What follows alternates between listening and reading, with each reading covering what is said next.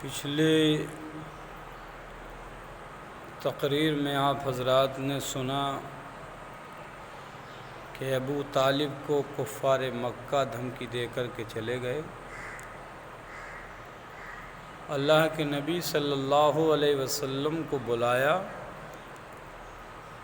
حضرت ابو طالب نے اور کہا، بیٹا میں اب بوڑھا ہو گیا ہوں، اکیلا ہوں، میں ان سے لڑ نہیں سکتا، تم اپنی تبلیغ سے باز آ جاؤ۔ تو اللہ کے نبی صلی اللہ علیہ وسلم نے فرمایا، اے چچا جان، یہ اگر میرے ہاتھوں میں لا کر کے چاند اور سورج بھی رکھ دیں گے تب بھی میں اپنی تبلیغ سے باز نہیں آؤں گا، تبلیغ سے باز نہیں آؤں گا۔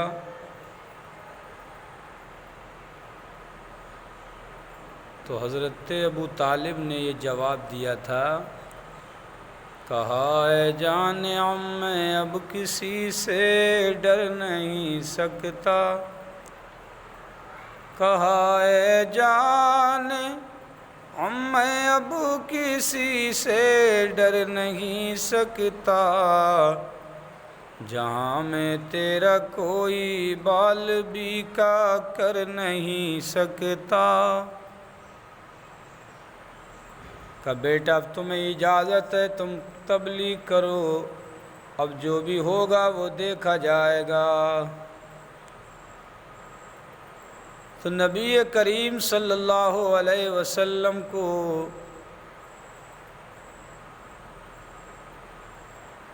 ایک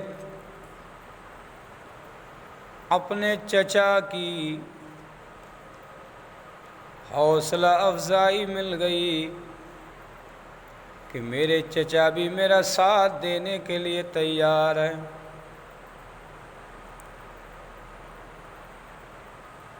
نبی کریم صلی اللہ علیہ وسلم نے لوگوں کو سمجھانے کی کوشش کی۔ کچھ سمجھدار بھی لوگ تھے، اچھے لوگ بھی تھے، جو اچھائی کو جاننا چاہتے تھے کہ اچھائی کیا ہوتی ہے، سچائی کیا ہے۔ کچھ حکومت کے لالچ میں رہے، کچھ اس کے ڈر کی وجہ سے اسلام نہ لا پائے، کچھ کہ ہمارا وقار ختم ہو جائے گا اس لیے نہیں لا پائے۔ لیکن دھیرے دھیرے نبی کریم صلی اللہ علیہ وسلم جب دین کی تبلیغ فرماتے رہے، نبی کی پیاری پیاری باتوں کو سنتے تھے، نبی کا کلمہ پڑھ کر کے اسلام میں داخل ہو جاتے تھے۔ نبی کی باتیں کیسی تھیں؟ کسی کہنے والے نے کہا ہے کہ کتنی پیاری باتیں تھیں آپ کی خدا جانے، کتنی پیاری باتیں تھیں آپ کی خدا جانے، پتھروں نے پڑھ ڈالا لا الہ الا اللہ۔ لوگ کلمہ پڑھ کر کے اسلام میں داخل ہوتے رہے، اللہ تبارک و تعالیٰ کے محبوب صلی اللہ علیہ وسلم سے سچی محبت کرتے رہے۔ ایک زمانہ وہ بھی آیا، اس قدر لوگوں نے محبت کی، اس قدر محبت کی کہ لوگ اپنی جان و مال کی پرواہ نہیں کرتے تھے، جان بھی نبی کے قدموں میں نچھاور کر دیا کرتے تھے، مال بھی نبی کے قدموں میں نچھاور کر دیتے تھے۔ جب دین اسلام کی اشاعت ہونے لگی، دین اسلام پھیلنے لگا، تو ہم مکے والوں کو بڑی فکر ہوئی، ابو جہل کو، ابو لہب کو، عتبہ شیبہ کو بڑی فکر ہوئی کہ اگر محمد کو ہم نے نہیں روکا تو پھر ہمارے دین کی خیر نہیں ہے، ہمارے آبا و اجداد کے خداؤں کی معبودوں کی خیر نہیں ہے، کہ کیسے روکا جائے۔ تدبیریں کرتے تھے۔ ابو جہل نے مکے سے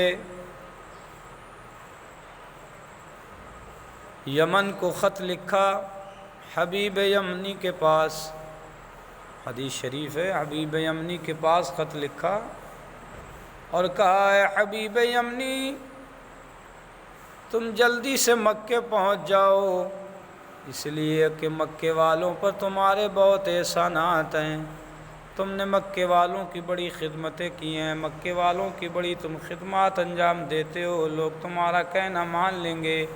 محمد بن عبداللہ نیا دین لے کر کے آ گیا ہے، جس کی لوگ تیزی کے ساتھ میں اس کے شریک ہو رہے ہیں، اس کا کلمہ پڑھ رہے ہیں، کلمہ پڑھنے کے بعد میں پھر وہ اپنی جان کی بھی پرواہ نہیں کرتے، اپنی مال کی بھی پرواہ نہیں کرتے۔ مکے والوں پر تمہارے بہت سارے احسان ہیں، تمہارے احسانوں میں دبے ہوئے گئے، تم جلدی سے آ جاؤ۔ حبیب یمنی کو جب خط ملا تو آیا۔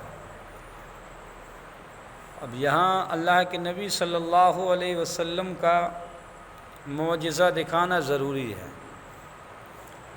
اس لیے کہ کچھ لوگ تو ویسے ہی مان گئے، کچھ لوگ جب تک معجزہ نہیں دیکھیں گے، جب تک کمال نہیں دیکھیں گے، تب تک اسلام کا کلمہ نہیں پڑھیں گے۔ اس لیے اللہ تبارک و تعالی نے ہر نبی کو معجزہ دے کر کے بھیجا ہے، اور اللہ تبارک و تعالی نے اپنے محبوب صلی اللہ تعالی علیہ وسلم کو سر سے لے کر کے پیر تک معجزہ بنا کر کے بھیجا ہے۔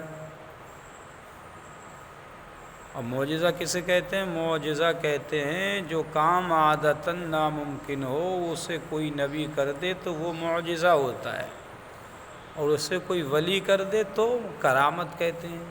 جیسے چاند کے 2 ٹکڑے کرنا، سورج کو واپس پلٹا لینا، درختوں سے کلمہ پڑھوا لینا، جانوروں کو آ کر کے قدموں پہ سر رکھ دینا، یہ سب اعلیٰ حضرت فرماتے ہیں کہ اپنے مولا کی ہے بس شان عظیم، جانور بھی کریں جن کی تعظیم، سنگ کرتے ہیں ادب سے تسلیم، پیڑ سجدے میں گرا کرتے ہیں، پیڑ سجدے میں گرا کرتے ہیں، پیڑ سجدے میں گرا کر